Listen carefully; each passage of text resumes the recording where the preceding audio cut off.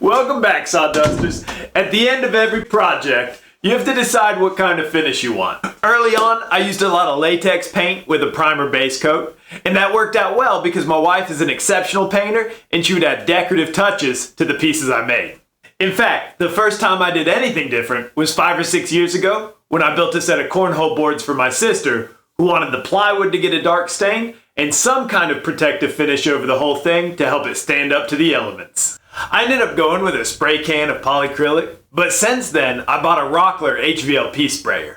With this, I have sprayed oil-based poly on my stairs, water-based poly on my classroom podium, and a lot of latex paint.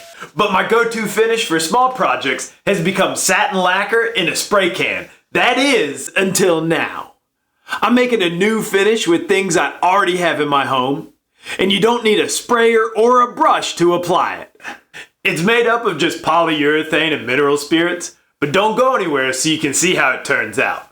Now you can buy this finish if you want. It's called Wipe On Poly, but you'll be spending about double the money for half the product, and I still have polyurethane left over from finishing my stairs. In addition to the ingredients, you'll need a container to store the finish in, and if it's something small like this honey bear, you'll need a funnel as well.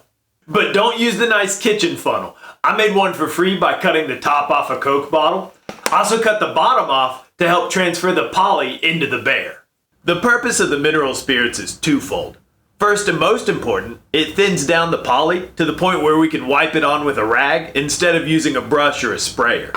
Secondly, because the mineral spirits dissipate so quickly, the thin layer of poly left behind will dry quicker than normal. Now we can shake it up to thoroughly mix the polyurethane and mineral spirits, but don't use it right away. We want to let the bubbles settle first.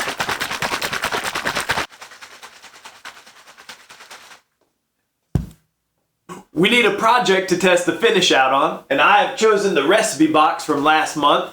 I'm not trying to sell it, so if the appearance of it gets ruined, that's okay. I just need to get a little protection on it, since it is going to be in the kitchen after all. The nice thing about the finish being in a honey bear is the top has a small opening, so we can control how much we use at one time. Everything I read online talks about using a lint-free cloth to wipe on the poly, and I don't even know what that is, or if I could run it through the washing machine after using it. So for now, I'm just using a paper towel, and it seems to be working okay.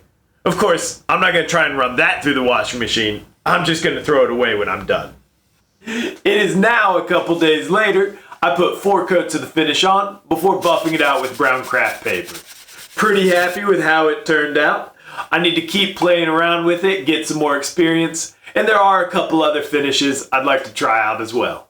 If you enjoyed this video, don't forget to dust off that like button. Or better yet, stay where you are and watch this video next. Have a great week, and as always, get out there and make some sawdust.